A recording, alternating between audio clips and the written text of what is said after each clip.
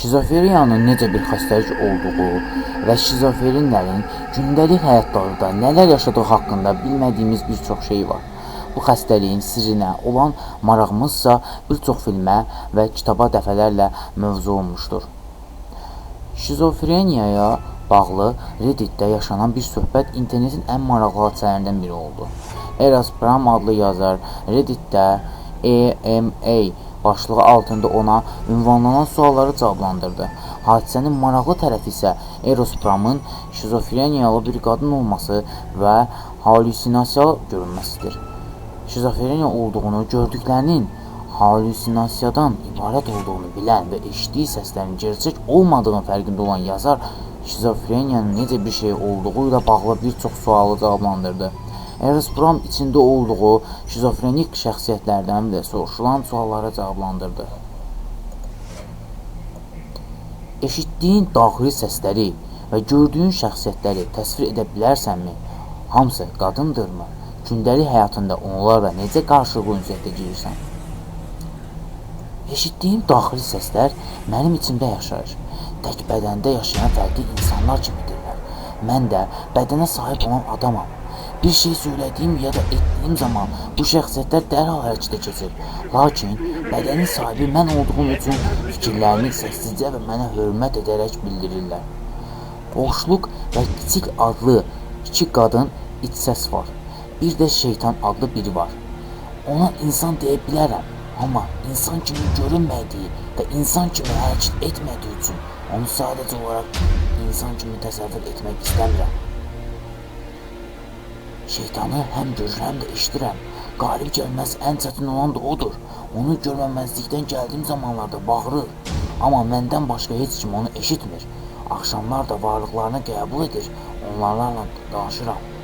Amma bunu cəmiyyət içində etmirəm. Bu üç şəxsiyyəti ilk nə vaxt eşitməyə və görməyə başlamışam. 2 yaşımdaykən fərqli şəxsiyyətlərin olduğunu xatırlayıram. Anamla köhnə evimizdə gəzərkən 2 fərqli səs eşitmişdim. Bir kiçik bir qız səsi və digər də gənc bir qızın səsi idi.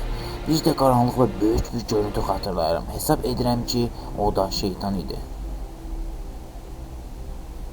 Gördüyün şəxsiyyətlər sənə bir şeylər etməyini söyləyirmi? Şeytan mənə tez-tez özümü öldürməyimi söyləyir. Digərləri də mənə davamlı olaraq bir şeylər etməyimi söyləyir. Amma edib etməməyi yenə mən seçirəm. Azad iradəmlə qərar verirəm. Gördüyün və eşitdiyin şeylər bir gün yox olsa üzülərsənmi? Bunu uzun müddət düşünmüşəm. Hesab edirəm ki, onlar üçün darıxaram, hətta şeytan üçün belə. Çünki onlar hər zaman mənimlə birlikdə idi. Bir səhər oyandığım zaman qulaqlarım ya da burnum yox olmuş kimi hiss etdirər. Məndən bir parça etmiş kimi olar. Şeytandan və digər şəxsiyyətlərdən bir sual soruşarsanmı, əgər tək bir dilək haqları olsaydı, nəyi diləyərdilər? Şeytan, cəhənnəmdə ölməyini istəyirəm.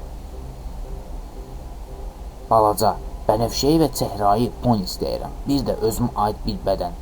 Beləcə, bədənin sahibi üzərkən ona nəfəsini daha uzun tutması lazım olduğunu söyləmək məcburiyyətində qalmaram. Boşluq, gözəl bir avtomobil, bir bədən və $1 milyon istəyirəm. Beləcə bir daha heç kimlə danışmaq məcburiyyətində qalmaram.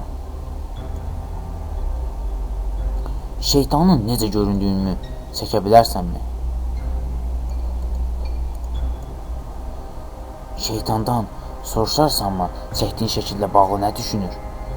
Şeytan, şəkil qabiliyyətimin özüm kimi acınacaqlı olduğunu söyləyir. Şeytandan niyə sənin yanında olduğunu soruşa bilərsənmi? Sadistlikdən həzz aldığı üçünmü səninlə birlikdədir, yoxsa həqiqətən sənə bağlı olduğu üçün səndən ayrıla bilmir? Şeytan mənimlə birlikdə olduğunu söyləyir. Həyatımın nə qədər bərbad olduğuna əmin olmaq üçün o da ortaya çıxmışdır. Özümü öldürənə qədər də mənimlə birlikdə olacağını söyləyir ki, bunun olmayacağına zəmanət verə bilərəm. Little, yəni balaca, sən böyüdüyün üçün kədərlənirmi? Hər ikiniz də 5 yaşında olduğunuz dövrdə nə qədər yaxşı dost olduğunuzu xəyal edə bilərəm. Mən böyüməyə davam edib, o böyüməyincə çox kədərləndi. O da böyüməyi çox istəyirdi, amma böyüməyəcəyini bilirdi. Həqiqətən də əvvəllər çox yaxşı dost idik və hələ ona dərin bir maraq duyuram. Mənim üçün bacı kimidir. Şeytana hakim ola bilmənin səncə bir yolu varmı? Özünü kəsməsi və ya öldürməsi üçün onu rahat salmağa çalışsan nə olar? Şeytan hər kəsin ondan nifrət etdiyini bilir. Nifrətə yol açmağın onun işi olduğunu söyləyir. Bildiyim qədərilə onu yox etməyin bir yolu yoxdur. Daha əvvəl yoxlamışam, lakin bu yalnız onun daha da çox bağırmasını, daha çox güclənməsine səbəb olmuşdu. Ondan xilas ola biləcəyimi düşünmürəm.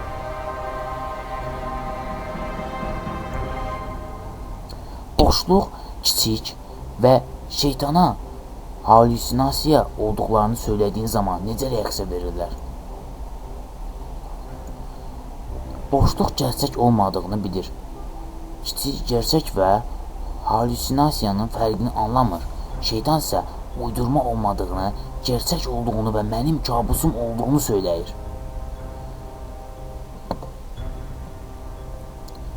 Gördüyün şeylərin gerçək olmadığını və şizofrenik olduğunu nə zaman anlamısan, necə bir hiss idi? Bağçaya gedərkən fərqinə varırdım artıq. Məndən başqa heç kimin xəyali dostlarının olmadığını öyrənirdim. Kimsəsiz və çox tək idim. Heç kim mənimlə birlikdə yemək yemək istəmirdi və heç dostum yox idi.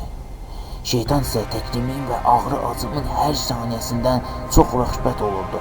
Orta məktəb dövründə evdə təhsil aldım və mənim kimi insanlar haqqında araşdırma apardım. Necə bir olduğumu anladıqdan sonra da müalicəyə getməyə başladım. Lakin bir köməyə olmadı. Gedərək daha depressiv oldum. İndi isə sevgilimin də köməyi ilə xoşbəxt biriyəm.